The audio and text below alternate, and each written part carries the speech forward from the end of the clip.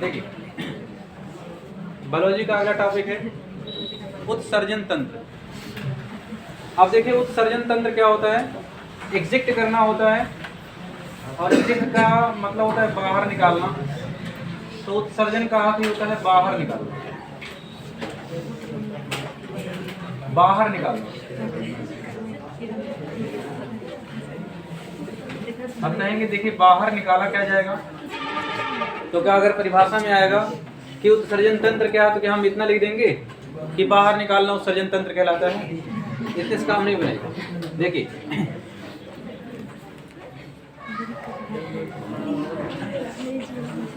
जो मनुष्य होता है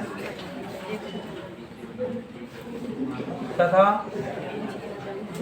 अन्य जो स्तनधारी जीव, स्तनधारी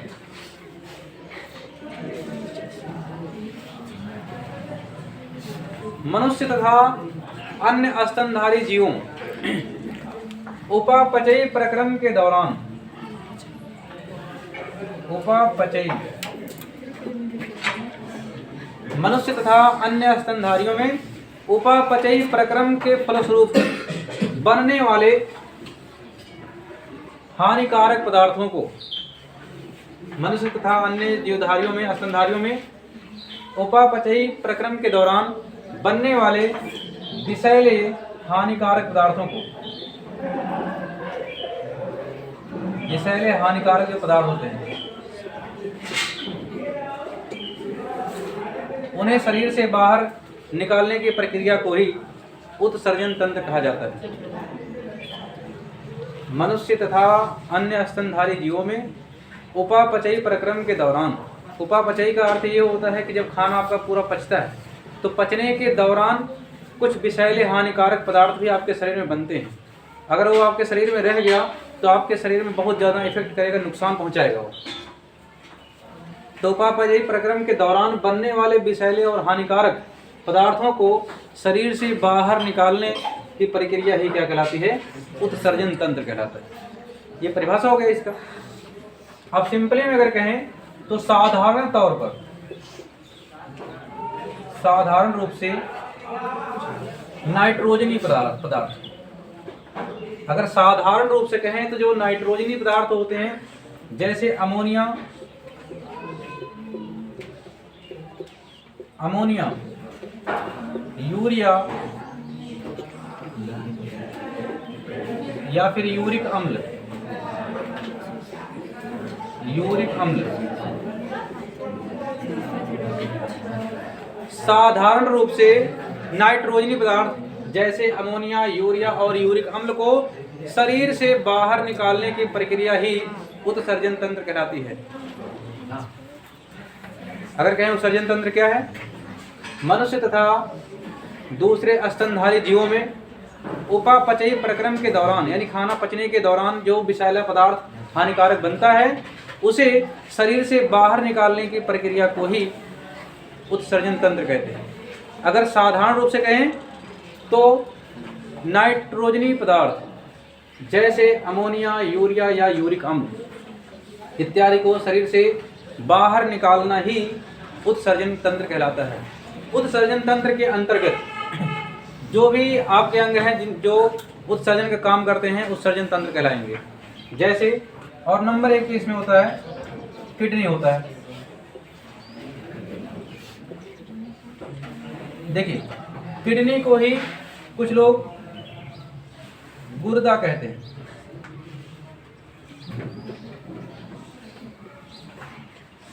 ठीक है, इसी को गुर्दा कहा जाता है और इसी को वृक्क भी कहा जाता है। तो ध्यान रखना तीनों नाम से कुछ भी पूछ सकता है, चाहे किडनी कहिए, चाहे गुर्दा कहिए, चाहे वृक्क कहिए, तीनों नाम एक ही। तो उत्सर्जन तंत्र में सबसे मुख्य भूमिका निभाता है आपका यही वृक्क, किडनी। और नंबर 2 पे होता है त्वचा। त्वचा भी उत्सर्जन का काम करता है। फिर यकृत होता है और चौथा होता है फेफड़ा। फेफड़ा भी थोड़ा बहुत उत्सर्जन करता है। वैसे नाक भी उत्सर्जन करता है, आँख भी थोड़ा बहुत उत्सर्जन करता है, कान भी थोड़ा बहुत करता है, लेकिन उनकी काउंटिंग नहीं की जाती है। जैसे आँख में कुछ कचरा पड़ जाता है तो वहाँ से स्राव होता रहता है ताकि कचरा बाहर हो जाए आपका, तो बाहर निकालने का काम वो भी करता है। ध्यान, लेकिन नंबर 1 में कौन है? किडनी है, त्वचा है, यकृत है और फेफड़ा है। तो अभी तो ये पता चला कि उत्सर्जन तंत्र क्या है। अब इसमें किडनी क्या है, क्या भूमिका निभाता है, अब इसके बारे में जानना है। तो पहले उत्सर्जन तंत्र जान लीजिए फिर से एक बार। मनुष्य तथा दूसरे स्तनधारी जीवों में उपापचयी प्रक्रम के दौरान बनने वाले विषैले और हानिकारक पदार्थों को शरीर से बाहर निकालने की प्रक्रिया ही उत्सर्जन तंत्र कहलाती है। साधारण रूप से कहें, नाइट्रोजनी पदार्थ, साधारण रूप से अगर कहें तो नाइट्रोजनी पदार्थ जैसे अमोनिया, यूरिया और यूरिक अम्ल इत्यादि को शरीर से बाहर निकालने की प्रक्रिया क्या कहलाती है? उत्सर्जन तंत्र कहलाती है। उत्सर्जन तंत्र के अंतर्गत कौन कौन से अंग आपके भाग लेते हैं? इसमें नंबर 1 पे है किडनी, फिर है त्वचा, फिर है यकृत और फिर है फेफड़ा। ये सारे काम करते हैं। और ध्यान देना, किडनी को ही गुर्दा कहा जाता है, इसे क्या कहा जाता है? वृक्क। अब देखिए, अब किडनी कहाँ शुरू है? किडनी क्या है? प्रत्येक मनुष्य और स्तनधारी जीवों में, प्रत्येक मनुष्य तथा स्तनधारी जीवों में एक जोड़ी किडनी पाई जाती है। एक जोड़ी किडनी पाई जाती है। और ये चीज जान लीजिए कि जो किडनी होता है इसका आकार सेम के बीज के जैसा होता है। जो सेम का बीज होता है, सेम के बीज के आकार की होती है किडनी। ठीक है।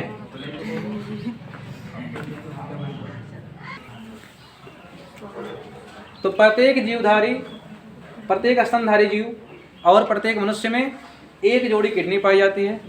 डबल होते हैं, एक इस साइड होता है और एक इस साइड होता है, 2 किडनी होती है। और देखिए, ये जो किडनी होती है ये सेम के बीज की आकार की होती है। जैसे सेम का बीज नहीं होता है, बिल्कुल वैसे किडनी होती है और 2 पाई जाती है, एक इधर और एक इधर। और इसका वजन जो होता है 140 ग्राम होता है। 140 ग्राम, बहुत वजन नहीं, 140 ग्राम का होता है।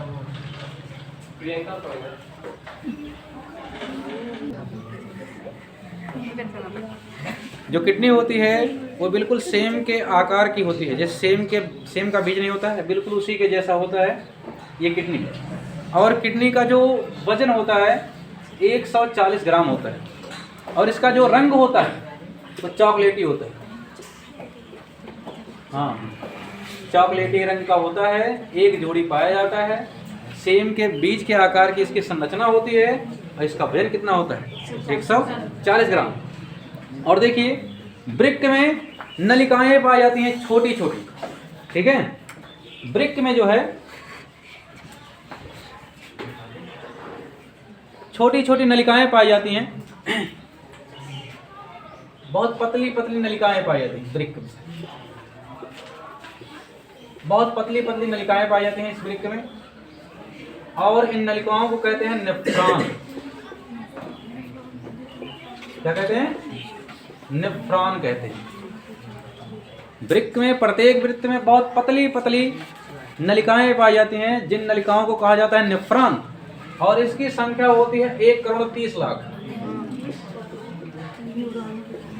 1 करोड़ 30 लाख। अब ध्यान देना, एक किडनी पाया जाता है, एक टिम खाली। जो पतली पतली नलिकाएं हैं, इन नलिकाओं का नाम कई बार पूछा गया है। नलिकाओं का नाम क्या होता है?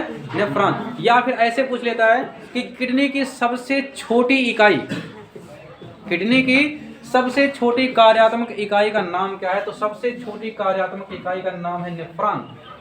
और ध्यान देना, बच्चे कंफ्यूज होते हैं नेफ्रॉन और न्यूरॉन में।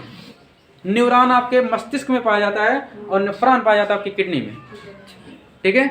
जैसे लिम्फोसाइट होता है, उसमें भाई कई लोग कंफ्यूज होते हैं। एक होता है न्यूट्रोफिल्स कणिका होता है और एक होता है लिम्फोसाइट कणिका। ये दोनों अलग अलग होते हैं। तो जैसे नेफ्रॉन होता है किडनी में पाया जाता है और न्यूरॉन कहाँ पाया जाता है? मस्तिष्क वाले में। और नेफ्रॉन की संख्या कितनी होती है? 1,30,00,000 नलिकाएं होती हैं। और एक बात और, इसके दो भाग होते हैं, किडनी के दो भाग होते हैं, एक अंदरूनी भाग होता है, एक बाहरी भाग होता है। ठीक है, जो किडनी का अंदरूनी भाग होता है, एक बाहरी भाग होता है, एक अंदर वाला भाग होता है। जो बाहर वाला भाग होता है इसको कार्टेक्स कहते हैं। कार्टेक्स, किडनी के बाहरी भाग का नाम है कार्टेक्स, और किडनी के अंदरूनी भाग का नाम होता है मेडुला।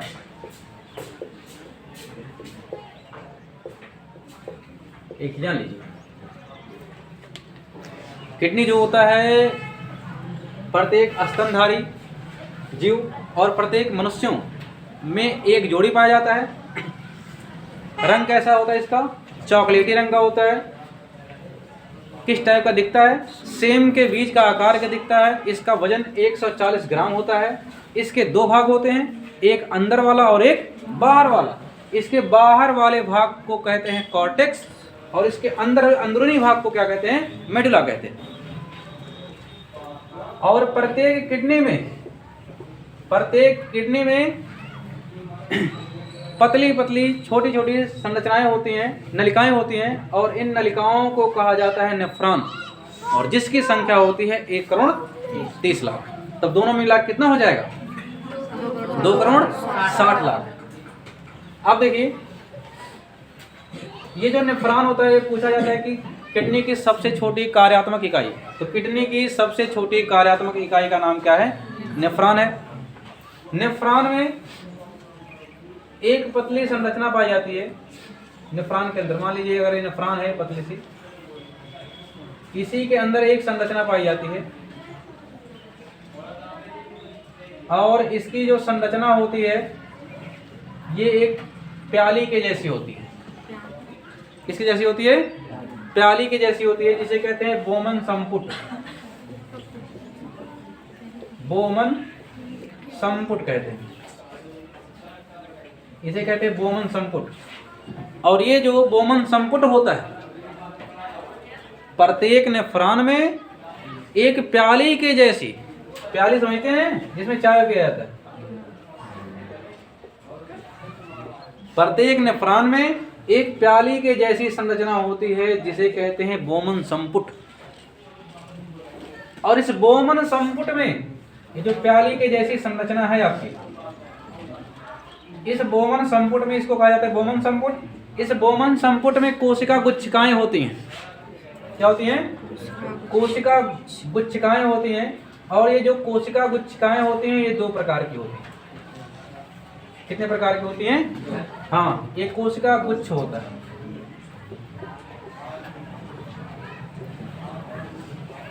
कोशिका गुच्छ, ये कहलाता है कोशिका गुच्छ होता है। और जो कोशिका गुच्छ होता है ये दो प्रकार का होता है, एक होता है पतली और एक होता है चौड़ी। पतली कोशिका गुच्छ होती है और एक चौड़ी होती है, चौड़ी कोशिका गुच्छ होती है। जो पतली कोशिका गुच्छ होती है, जो चौड़ी कोशिका गुच्छ होती है, इसका देखिए काम क्या होता है। जब रक्त आता है तो इस चौड़ी वाली में आता है, चौड़ी वाले में रक्त भर जाता है, ठीक है। और एक सिरा इसका होता है पतला, इसका एक सिरा क्या होता है? पतला, ये पतला होता है। तो ये बिल्कुल छानने का कार्य करता है, यानी जब रक्त इसमें से होके जाता है तो बिल्कुल छनता हुआ जाता है, बिल्कुल साफ हो जाता है। तो किडनी का वही काम ही होता है कि रक्त को फिल्टर करना। जैसे फिल्टर नहीं अपने आता है कि पानी डालिए, एक आता है क्या प्रचार में, हाँ आरो नहीं आता है, उसमें डालिए पानी को और पानी आपका फिल्टर करके साफ करके दे देता है, यानी जितना कचरा होता है सब निकाल देता है। तो वही काम इन कोशिका गुच्छिकाओं का होता है। जो चौड़ी वाली होती है उसमें रक्त आता है और जो पतला सिरा होता है वहाँ से निकल जाता है।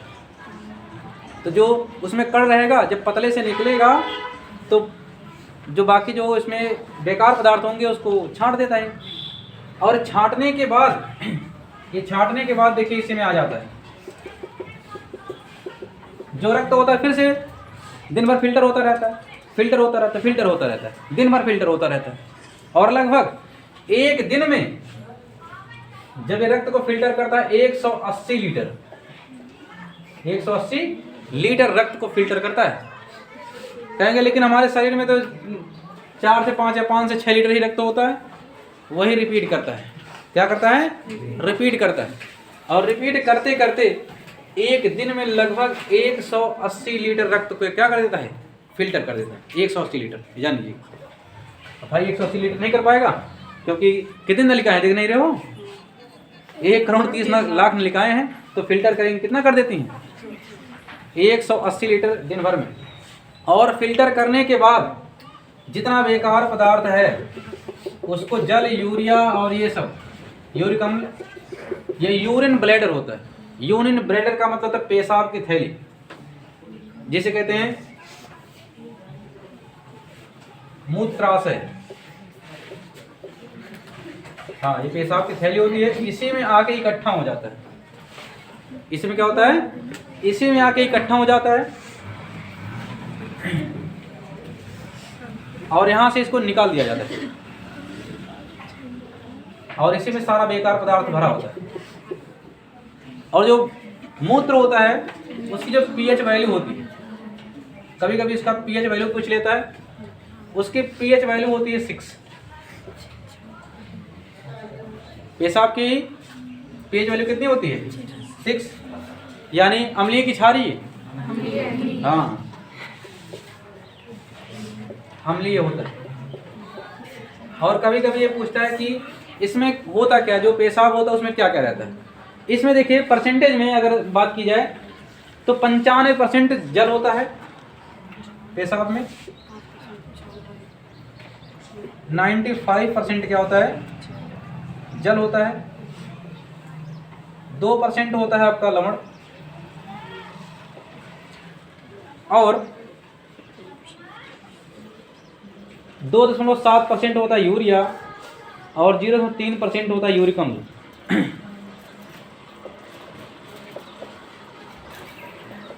यूरिया और 0.3% आपका क्या होता है? यूरिक अम्ल।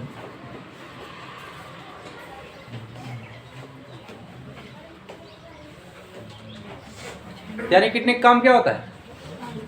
फिल्टर करना। क्या होता है इसका कार्य? फिल्टर करना। रक्त को ये फिल्टर करता रहता है। अब देखिए, कभी कभी आपने देखा होगा, कभी कभी पेशाब का रंग हल्का पीला आता है। कभी कभी पेशाब का रंग हल्का कैसा आता है? पीला आता है। देखिए उसमें क्या समस्या होती है। आपका जो रक्त होता है, कहाँ लिखते हैं? ये लिखते हैं। जो रक्त होता है, रक्त में पाया जाता है हीमोग्लोबिन। हीमोग्लोबिन रक्त में क्या पाया जाता है? हीमोग्लोबिन। और हीमोग्लोबिन दो चीजों से मिलकर बना है, दो शब्दों से। एक होता है हीम और एक होता है ग्लोबिन। एक होता है हीम और एक होता है ग्लोबिन। हीम का अर्थ होता है लाल रंग। हीम का अर्थ क्या होता है? लाल रंग। और ग्लोबिन का होता है लौह युक्त प्रोटीन। लौह युक्त प्रोटीन। लौह युक्त प्रोटीन। तो हीम का अर्थ होता है लाल रंग और ग्लोबिन का अर्थ होता है लौह युक्त प्रोटीन। और जब यही हीमोग्लोबिन टूट जाता है तो ये बना देता है यूरोक्रोम। जब हीमोग्लोबिन टूटता है, हीमोग्लोबिन टूट कर क्या बना देता है? यूरोक्रोम। यूरोक्रोम। और इसी यूरोक्रोम के कारण ही कभी कभी पेशाब का रंग कैसा दिखता है? हल्का पीला दिखता है। और हाँ, एक दिन में लगभग 1.5 लीटर के आसपास ये जो पेशाब बनता है, एक दिन में लगभग 1.5 लीटर 1.5 लीटर पेशाब बनता है। इसलिए कभी भी एक दिन में 2 लीटर से कम पानी मत पीजिए। जितना पानी पिएंगे उतना ही ठीक रहेगा आपका। पूरा ये फिल्टर वाला सिस्टम बिल्कुल सही रहेगा, किडनी वाला। ये तो बात हुई। और हाँ, एक बात और इसमें पूछा जाता है कि जो किडनी में बनने वाली जो पथरी होती है वो किस चीज़ की बनती है? जो पथरी पाई जाती है, जैसे मुर्गों में नहीं पथरी होता है, कट कट खाया जाता है उसको, वैसे इसमें भी होता है, आदमी वाले में भी, इसमें होता है। ठीक है। अब ये पूछता है कि जो बनने वाली इसमें पथरी होती है वो किसकी बनती है? तो किडनी में जो बनने वाली पथरी होती है, किडनी में जो बनने वाली पथरी होती है, एक कैल्शियम ऑक्सलेट की बनी होती है। किसकी बनती है? Calcium oxalate.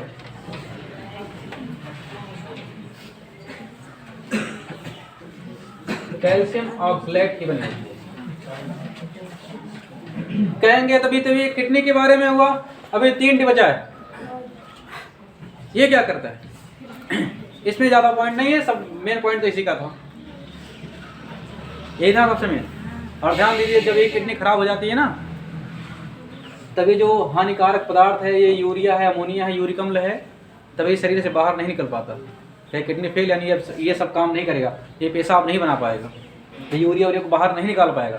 जब यूरिया बाहर नहीं निकाल पाएगा, यूरिक अम्ल बाहर नहीं निकलेगा आपका, तो पूरे शरीर में फैलेगा। और जब पूरे शरीर में फैलेगा हानिकारक चीज़ें, आपके शरीर को डैमेज करना शुरू कर देगा। और जब डैमेज होना शुरू हुआ तो कहानी आपकी ओवर हो जाएगी। बड़े हिसाब से बनाया गया पूरा शरीर, इतना ध्यान दीजिएगा। जो त्वचा करता है, देखिए त्वचा क्या करता है, त्वचा भी एक चीज का बाहर निकालता है, एक चीज को, पसीना। क्या करता है? हाँ, पसीना। ये पसीनों को क्या करता है? बाहर निकालता है। तो भाई अगर कोई भी हानिकारक चीज है उसको बाहर निकाल दिए तो क्या कहलाएगा? उत्सर्जन।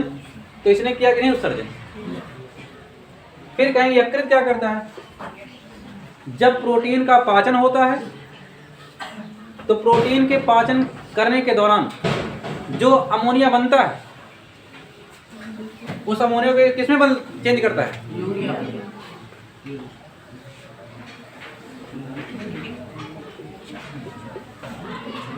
ये अमोनिया को किसमें चेंज करता है? यूरिया में। जब प्रोटीन का पाचन होता है तो प्रोटीन का पाचन होने के दौरान जो हानिकारक अमोनिया है उसको किसमें चेंज करता है? ये यूरिया में चेंज करता है, और उत्सर्जन में मुख्य भूमिका निभाता है। तो जितना भी अमोनिया बनेगा उसको क्या करेगा? खटाखट किसमें चेंज कर देगा? यूरिया में। और कहाँ पहुँचा देगा? मूत्राशय में पहुँचा देगा ये, और यहाँ से इसको बाहर निकाल दिया जाएगा। और कहेंगे फेफड़ा क्या करता है?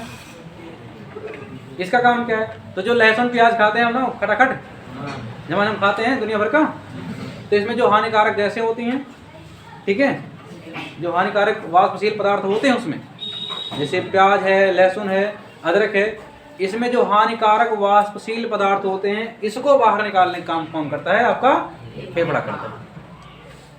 ठीक है। जो लहसुन प्याज है, लहसुन है, प्याज है, अदरक है, ठीक है, लहसुन है, प्याज है, अदरक है, इन सब में जब आप खाते हैं तो इसमें जो वाष्पशील घटक होते हैं हानिकारक वाले, इसको बाहर निकालने का काम कौन करता है? फेफड़ा करता है। पूरा टॉपिक एक बार फिर से, यही आपका किडनी है। और ध्यान देना, जब भी ये आएगा अगर पूरा पूछेगा तो 7 नंबर से कम नहीं आएगा, 6 या 7 जो भी है। फिर से है उत्सर्जन तंत्र। उत्सर्जन तंत्र क्या होता है? मनुष्य तथा दूसरे स्तनधारी जीव, मनुष्य तथा दूसरे स्तनधारी जो जीव होते हैं, उपापचयी प्रक्रम के दौरान उनके अंदर बनने वाले विषैले हानिकारक पदार्थों को शरीर से बाहर निकालने की प्रक्रिया ही उत्सर्जन तंत्र कहलाती है।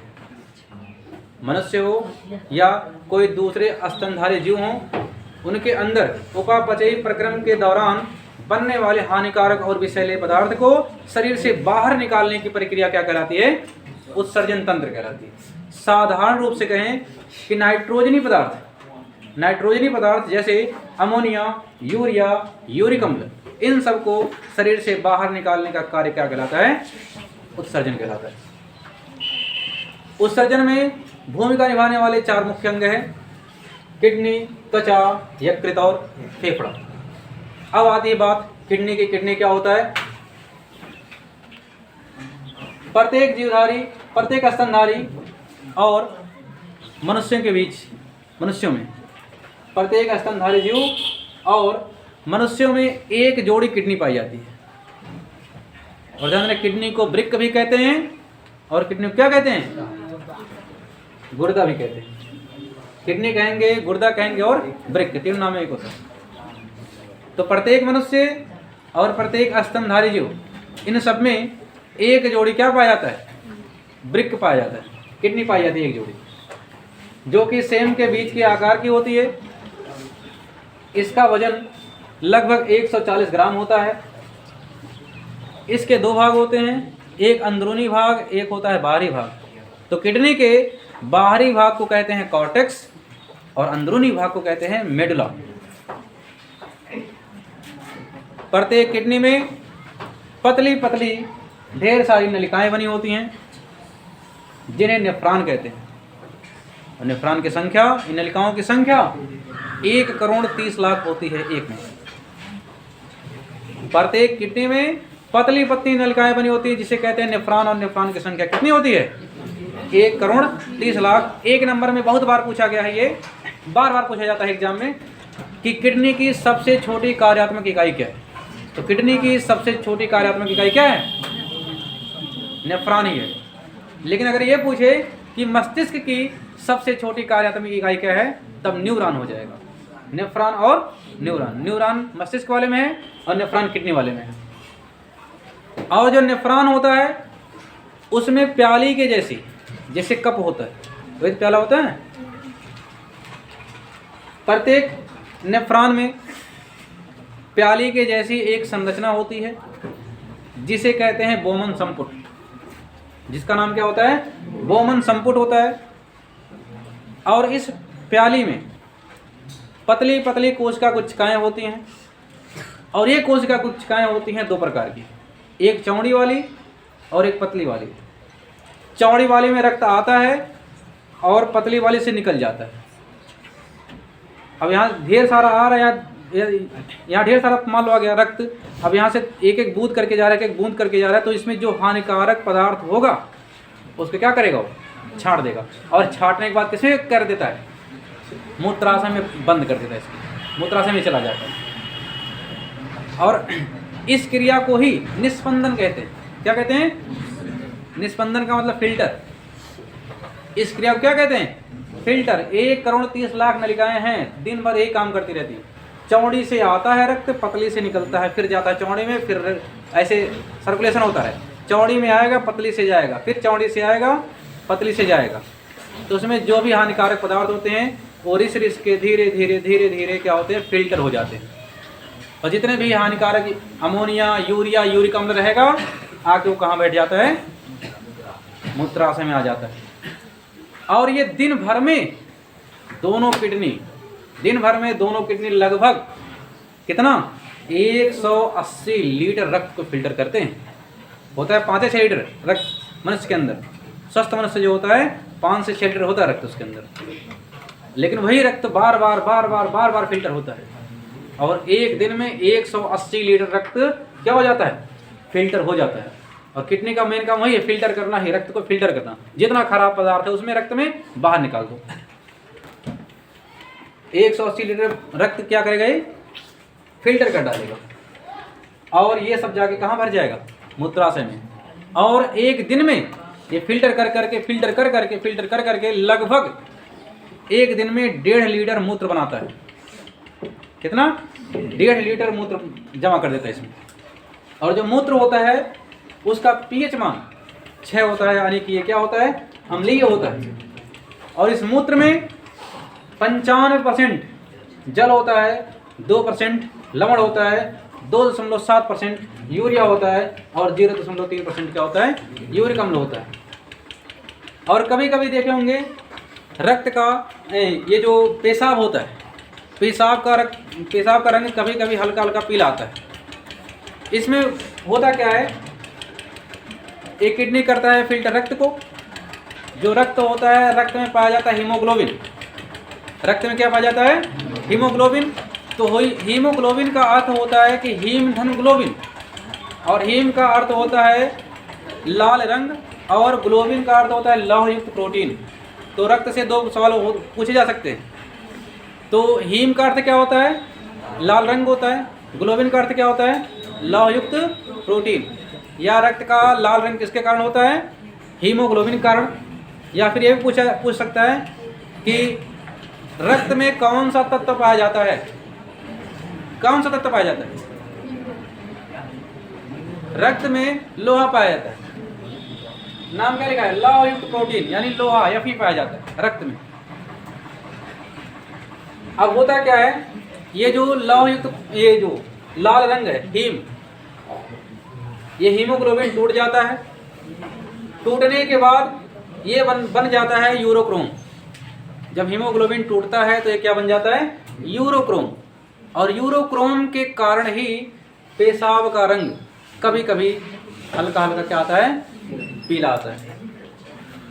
और ये जो किडनी होती है, किडनी में जो बनने वाली पथरी होती है, जो पथरी बनती है, किडनी में जो पथरी बनती है, वो पथरी बनी होती है किसकी, कैल्शियम ऑक्सलेट की। कई बार पूछा गया 1 नंबर में भी कि किडनी में जो बनने वाली पथरी होती है, वो पथरी बनी किसकी होती है, तो कैल्शियम ऑक्सलेट की बनी होती है।